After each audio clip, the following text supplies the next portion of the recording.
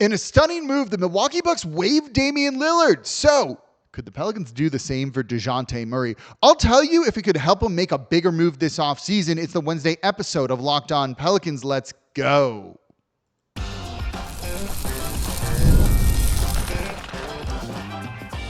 You are Locked On Pelicans, your daily New Orleans Pelicans podcast, part of the Locked On Podcast Network, your team every day. Welcome to another edition of Locked On Pelicans, the daily podcast covering your favorite team, the New Orleans Pelicans at NBA, part of the Locked On Podcast Network, your team every day, available wherever you get your podcasts and available on YouTube.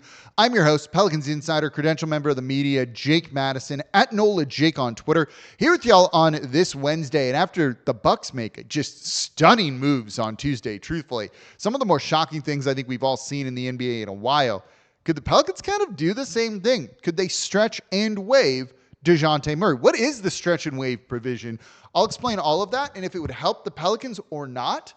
Then I want to get into the preseason schedule being released. I'm actually not a fan of this at all, and I'll tell you why. And then we got some updates on James Borrego, the New York Knicks, and I want to get into just the coaching staff briefly in general in today's episode of Locked On Pelicans. So, of course, thank you for making Locked On Pelicans your first listen today and every day. We are here Monday through Friday, the #1 Pelicans podcast, covering everything you want to know about this Pelicans team. So please subscribe wherever you get your podcasts and join over 11,000 Pelicans fans on YouTube as well and become an everyday. That means you listen Monday through Friday to the Locked On Pelicans podcast. You can also find the Locked On Pelicans podcast on the Gulf Coast Sports and Entertainment Network, the same place that you watch your Pelicans games, 10:30 a.m. every single weekday, right after Locked On Saints, right before Locked On LSU and Locked On SEC. We got a whole Locked On block there, which is really cool to see. So let's get into this one because truthfully, Tuesday was one of the more stunning days I think we've seen in the NBA in a long time, because I was not expecting Damian Lillard to get stretched and waived by the Milwaukee Bucks, allowing them to more or less steal Miles Turner from the Indiana Pacers. And I'll touch on how this impacts the Pelicans from the Indiana Pacers trade and then the Bucks picks and all that stuff in a second here. But I want to get into this.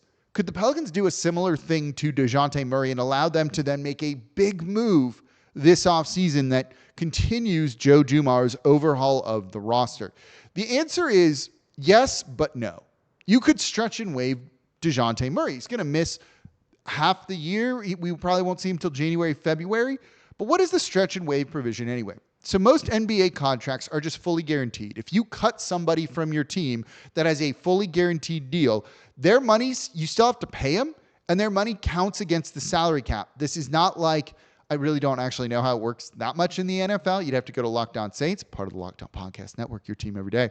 If you want to know more on that, but you could, I believe you can just cut guys and cool, they're gone. You're done for the most part there. It doesn't work like that in the NBA. If you sign that contract, you're going to get every dollar of it for the most part. And then if you waive a guy, you still got to pay him. Still counts against the salary cap, so it often doesn't help you. But the stretch and waive provision does help you in some capacity.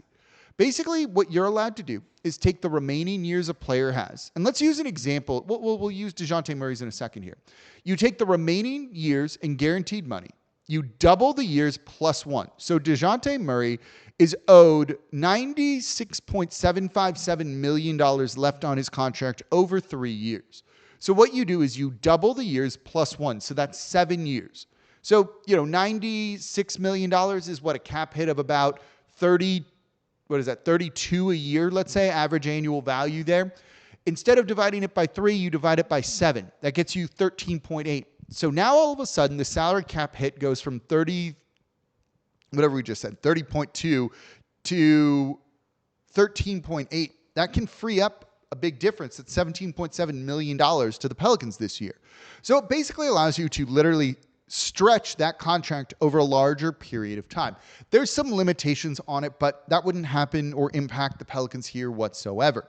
So given that Murray's not going to play for a chunk of the year, and when he comes back, look, he's going to be on a minutes restriction too. So it's not like he's going to have an outsized impact on the team next year. If you could clear up $17.7 million in some capacity this year, that sounds great, right? All of a sudden with the 3 point whatever they have left, that gets you around $20 million from the luxury tax. Now, you may think they could go and have signed someone like Santi Aldama, who I loved and would have loved on this team, who re-signed with the Memphis Grizzlies.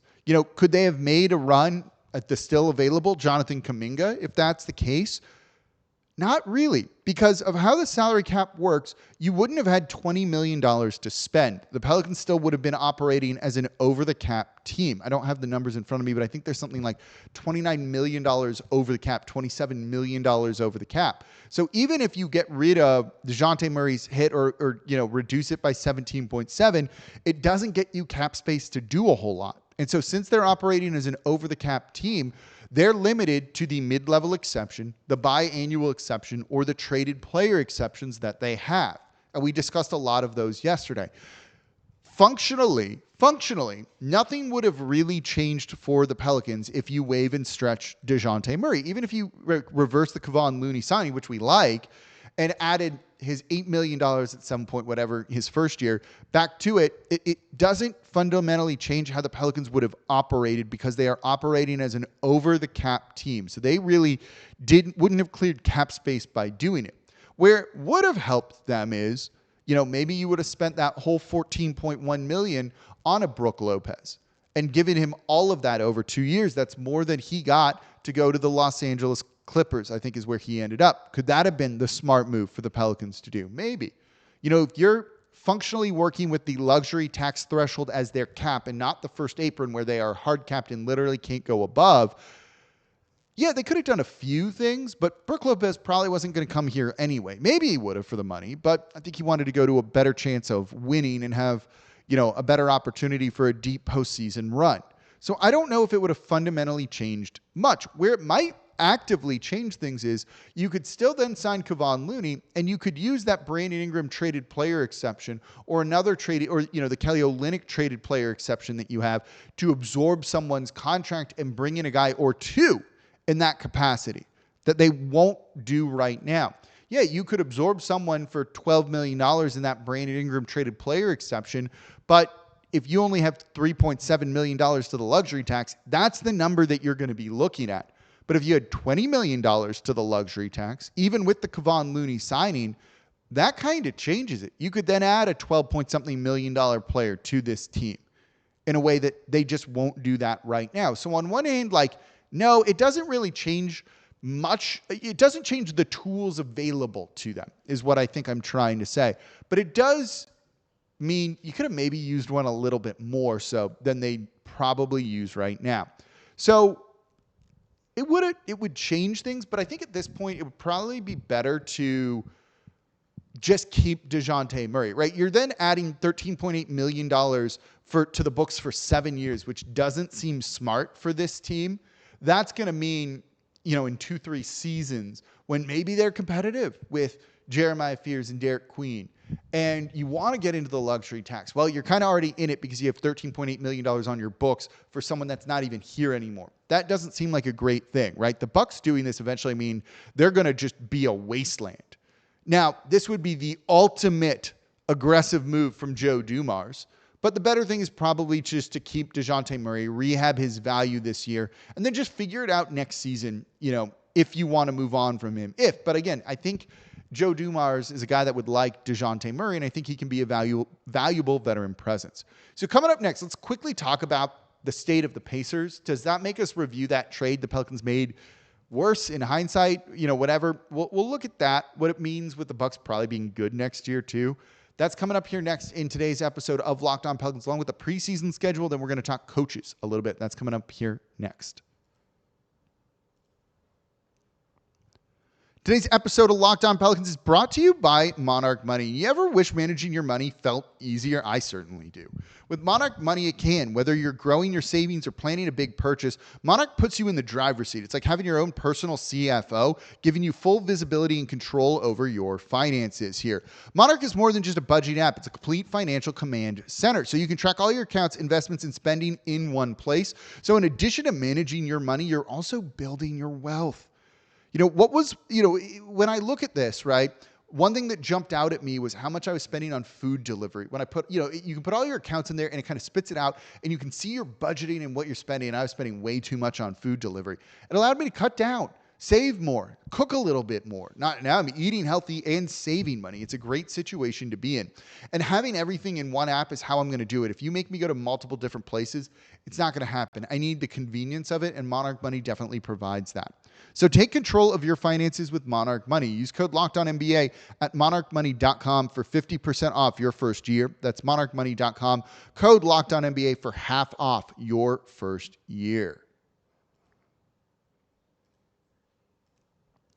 And thank you for making Locked On Pelicans your first listen today and every day. We're here Monday through Friday, the #1 Pelicans podcast, covering everything you want to know about this Pelicans team. So please subscribe wherever you get your podcasts and join over 11,000 Pelicans fans on YouTube as well. And become an everydayer. That means you listen Monday through Friday to the Locked On Pelicans podcast. And if you're an everydayer, let me know in the comments down below. Yes, I do see you, and I sometimes even comment down in there. So say hi. Let me know if you're an everydayer of Locked On Pelicans. For your second listen, Locked On Saints, Ross Jackson taking a look at the training camp schedule. Where are the Saints going to be? Is this a good schedule? Bad?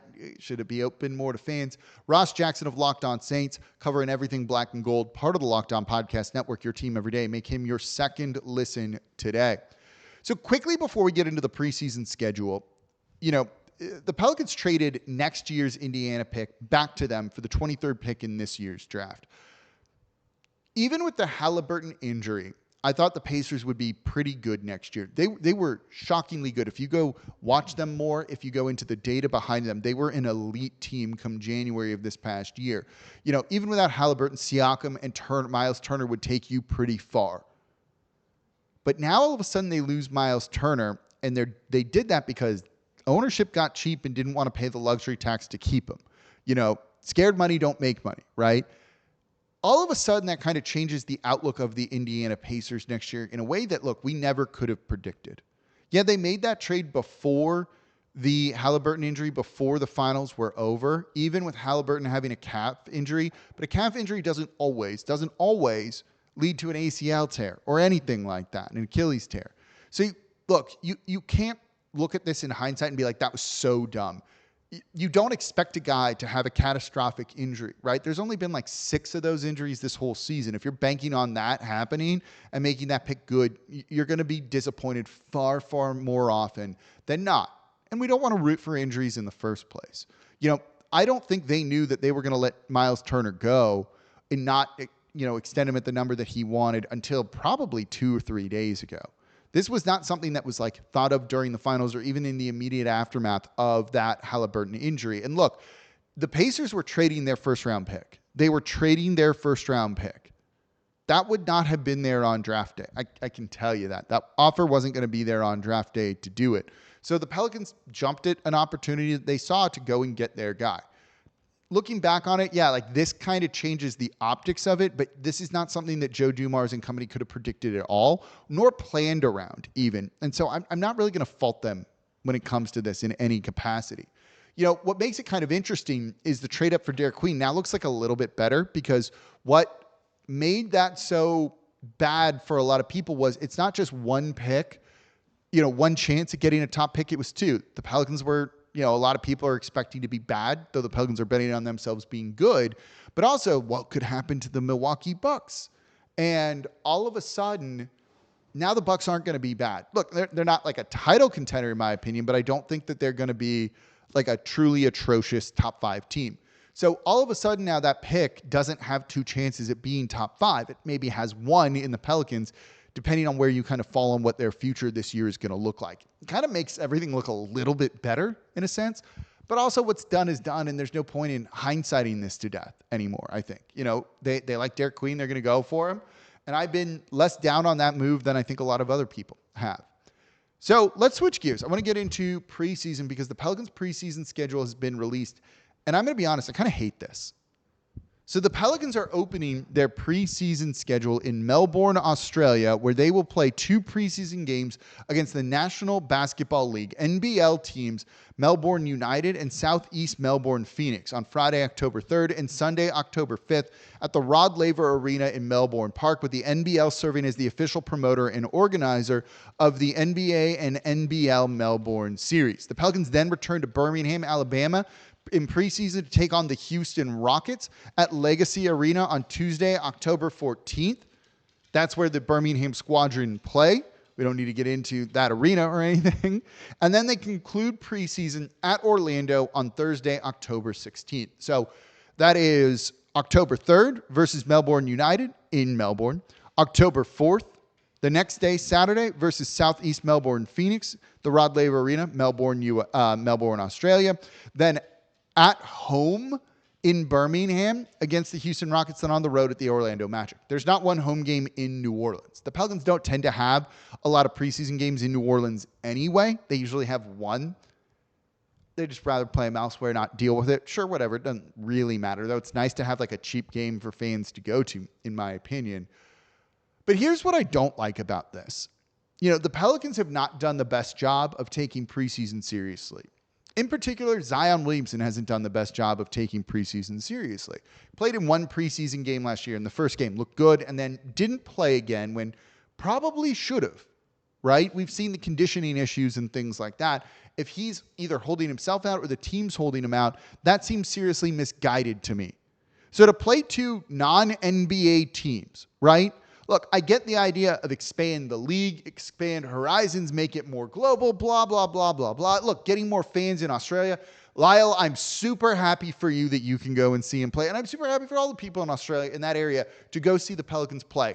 But playing against 2 NBL teams does not strike me as a way for this team to get ready for the regular season. Now, this was done before Joe Dumars really remade the roster and everything like that. We'd heard rumors about this for a couple months now. But if you want to be ready to go for the start of the season, playing 2 NBL teams isn't it, right? And playing 2 real preseason games where we're probably going to see Zion for a half of one of them and that's it, doesn't strike me as the best way to go about this. You need to have a tougher preseason schedule. Teams make their own preseason schedules, by the way. Look, this is a team that is going to be very unproven, that is in massive win now mode. We'll get to doing the 2 timeline show maybe tomorrow. To have kind of like a lackadaisical preseason schedule, like, look, this is maybe nitpicking it. I will admit that and own up to that here a little bit, but I don't love it. Like, I don't love it. Go out, play really hard in preseason, and kind of show people, oh, wow, this team is ready to go for the regular season and isn't throwing away a top 5 pick next year. That's kind of what they need to be doing here. I don't know if this schedule is kind of saying that, right? Just playing 2 NBL teams, then 2 NBA teams where you're not going to play all your guys probably, mean that you're going to be like ready to go. We've seen the Pelicans just not be ready on opening night so many years, not getting off to big starts. How many years do they start? 1-12, 0 whatever, right?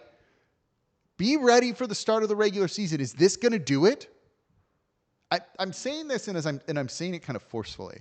And it sounds a little hot takey, even to me as I'm doing this. But I do think there's some merit to it, right? Like, this is a team that needs to be ready to go because you can't get in a hole early. They can't afford to do that and then spend the rest of the season trying to climb out of it like they often do. This is a team that needs to just hit the ground running from game 1. You only hit the ground running from game 1 if you're getting it done in training camp and preseason. The Pelicans' best player, Zion Williamson, has not done that. Let's not make it easier for him to not do that kind of stuff, right? A small ramp up against an NBL team isn't it. He needs to be going against NBA players to keep him ready to go, not essentially playing JV teams, right? And look, the NBL is not a bad league. I agree with that. It's not a knock on them, but they're not an NBA team. And that's what the Pelicans should be playing. And look, do it at home. Get fans excited to see the young rookies. You have 2 guys that are the future of the team in Jeremiah Fears and Derek Queen. Beyond the, we'll see if the Pelicans do the open practice and everything this year. But beyond that, like, show those guys off to fans at home. Get them excited about those guys. Are those guys going to play a ton in the regular season? If not, play them a ton in preseason, particularly at home games so fans can see them. That type of stuff does matter, I think. And the Pelicans, it feels like they're missing a bit of an opportunity when it comes to it. Cool that they're, maybe grabbing a lot of Australian fans. I love that. That's only a good thing for the team. And I love the global reach. But I also want to win games next year. And that's the priority that I see here. And are the Pelicans doing it? Am I a little off base? Is this too hot takey? Let me know in the comments down below. So coming up next, let's talk about the coaching staff, James Borrego in particular, because we've got an interesting update there. Let's talk about that. That's coming up here next in today's episode of Locked On Pelicans.